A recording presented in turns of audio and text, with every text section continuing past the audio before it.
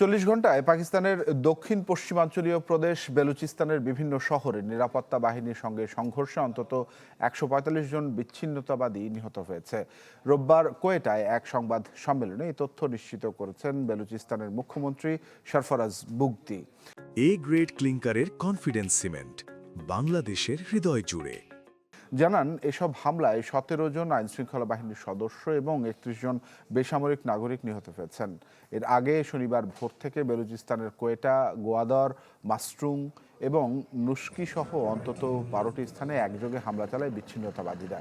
এই সকল সন্ত্রাসী কর্মকাণ্ড নস্যাৎ করতে পাল্টা অভিযানের নামে পাকিস্তান সামরিক বাহিনী। শনিবার সামরিক বাহিনী এক বিবৃতিতে জানায়, অভিযানে ১৫ জন নিরাপত্তা সদস্য এবং ১৮ জন বেসামরিক নাগরিক নিহত হয়েছেন।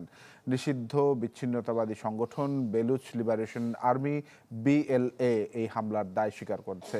এদিকে বেলুচিস্তানে সন্ত্রাসী হামলার তীব্র নিন্দা জানিয়েছে যুক্তরাষ্ট্র, ইরান, ফ্রান্স ও ইউরোপীয় ইউনিয়ন।